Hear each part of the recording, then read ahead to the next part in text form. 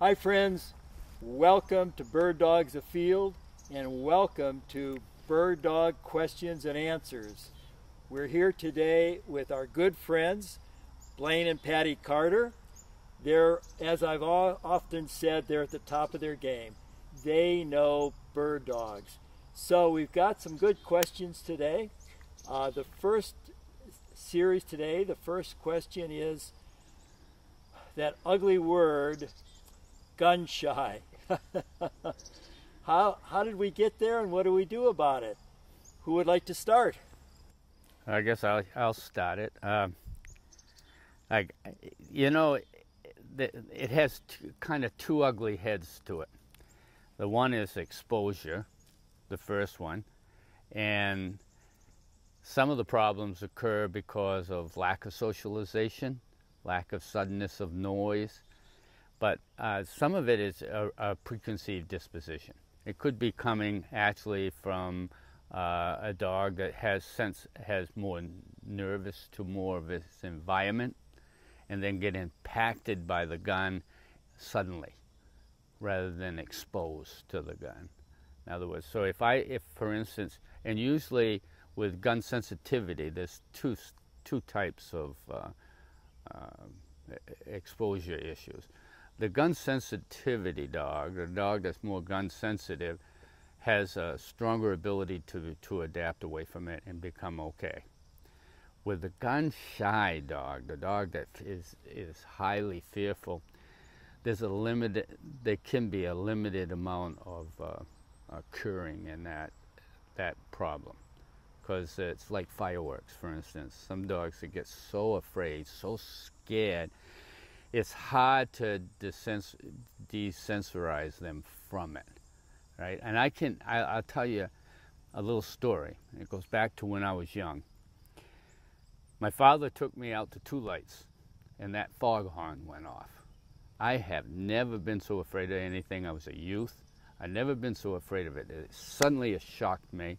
And I lived in Westbrook, and that was over in South Portland, and I could hear it on certain days over there, and I still was afraid of it as a young man, right? Well, as I got older, I've finally come out of it, but I don't like it. I still have this sensitivity. Maybe I'm a little sensitive. The breeding was a little wrong. I don't know. But that's how I relate to it. You know, I relate it to my own rationale and feeling. And the cure, as I look at it, is I've got to get that dog back in the game. And to get him back in the game, I've got to give him something of interest to him that's stronger than his fear of that gun, right? And that's why game, sometimes it's going back to chasing birds. Sometimes it's anything with a bird. The want for the bird is accelerated. And then I do the desensorization. Is I'll expose the gun to the dog, but I may have the dog out in the woods a long ways away from that gun, and that gun's off in the background. So it's just... And you can sometimes get away with doing that exposure. You wait for that drive to come up, that want for the game, and then you flush the bird, and then you do relocations, and while he's in the process of that relocation, then you put the sound to it. So now he's working. It's more important for him to get to the bird than it is to worry about that sound. And that's how I look at that development in its beginning. It's twofold. What brings it on to me is breeding. It's preconceived. You see dogs that are usually any dog that's going to be sensitive to the gun, to me anyways, or sensitive to the shot or gun shy, also has other problems. Usually in the house, anything that comes strange, he's very alert to. He goes to a fearful action. He's in that fear or that flight because of, I'm not unsure. So anything you can do to loud noises, sudden noises. A thing that came up, it was a funny thing, and I wish I could put this product out, but it works. I call it a clapper. It's nothing but plywood with a piece of plywood screwed in. 2x4. It's a 2x4, excuse me. and with another piece of shot one, so you don't clam your hands together. You have a kind of a handle on top of it, and you can bang it. And you can do it with intensity changes. You can be lightly with it, or you can be hard with it.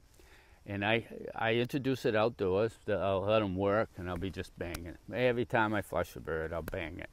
And then I move it indoors during feeding. Maybe I'll be in another room banging. Then I drop pans. Anything that has a sudden change of sound. And if I see the dog getting disruptive, I settle it. I see him getting relaxed to it, I increase it.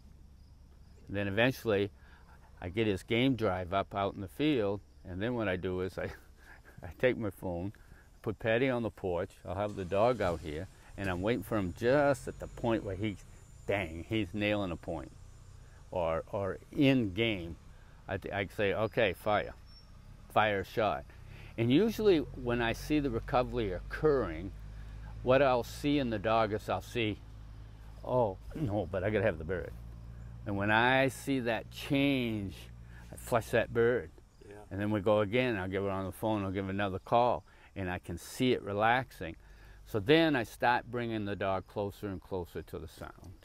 And that's when I see the recovery coming, right?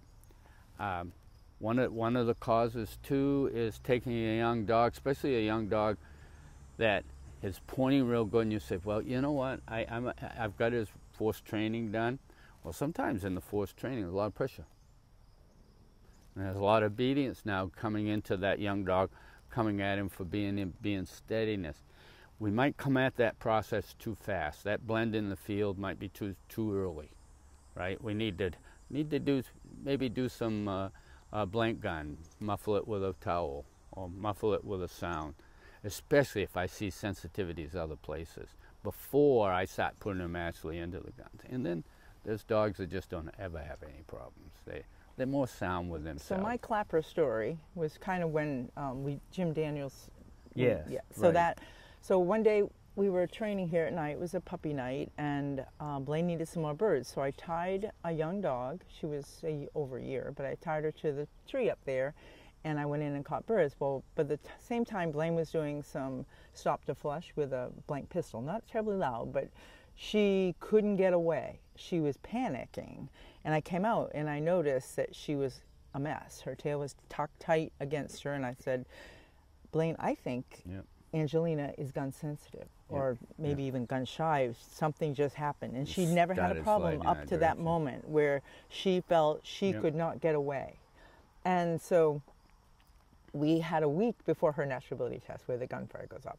So got the clackers out, and she loved birds. She loved the field work. So we put birds out, and she's running around the field trying to find birds. I'm running right behind her, clacking those clackers, and just to the point where we did this for days. And then we took her to Dresden where we tested and did the clackers again, and Blaine fired, and she was good.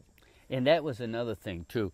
Rather being in a forest, a confined space, in a wide open space even makes a difference. So it was created in an instant. Yeah. It took, fortunately we could fix it. And we caught it early. We recognized it, and we had enough time to fix it, and she's fine to this day. But I believe latently in her little body, she has the potential to be a gun-sensitive, gun-shy dog, and we avoided that. So, and she pointed woodcock, shot. I mean, hunting season was no issue. But you know, people need to see these things right away and say, "Holy crap!" And little things like with the puppies, little sensitivity problems. You ever noticed if someone's standing in a field, not moving, for instance, the puppy goes, "Oh, I see it. Oh, I don't like it." Well, you can just sensorize it. "Nah, come on, come with me." And he goes, No, I don't want it." "No, you come with me, come on." And you go up and you say, "Hey, how are you doing?" He goes, "Yeah," and the guy goes right to the puppy. Now you run him out in the field and put the guy in the same situation. This time, the puppy comes running to him. Yeah.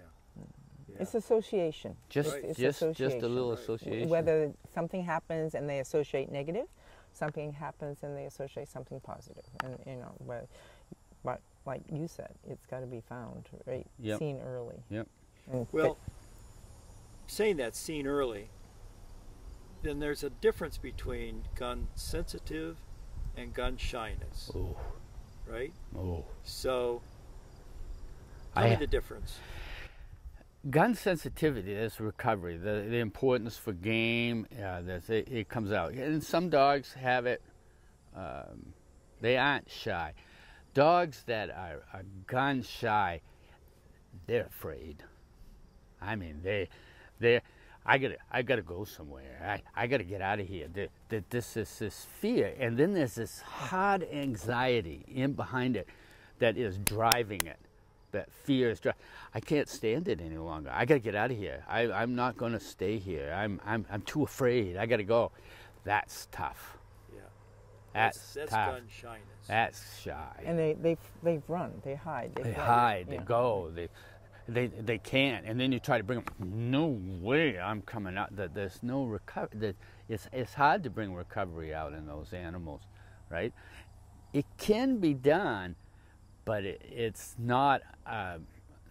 It's a 3% chance. Yeah. Not more than that. But a better chance with just a gun sensitive. If you're catching that sensitivity early, look at the fish that just went across the road right there. Wow. Great. And yeah. Baby or big one? So, Medium? anyways, you know, it's a disappointing situation, and I won't say to everybody in America or anybody that's listened to this that it's the end of it. But it is a journey to get through it.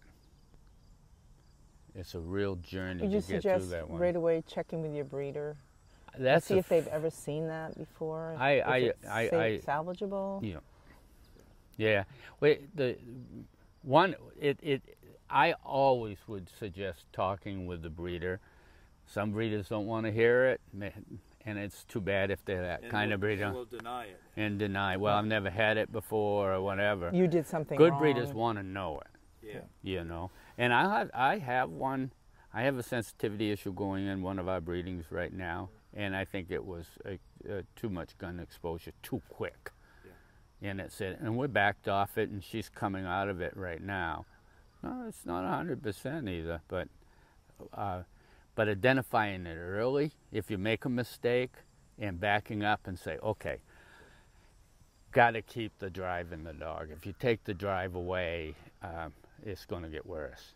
You build the drive up, whatever it takes. It may put you back in your pointing development, but it may raise the opportunity now. Once that pointing comes back in, that want for game is back in it.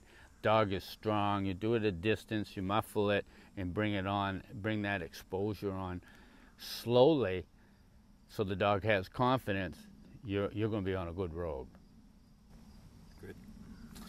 Well, it's a great topic, and one that, again, as I mentioned when we started, it's a kind of a dirty word people don't want to hear.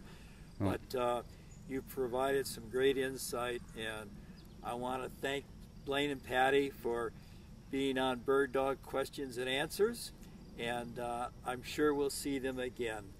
Thank you. Thank you, Paul. Thank you, Paul.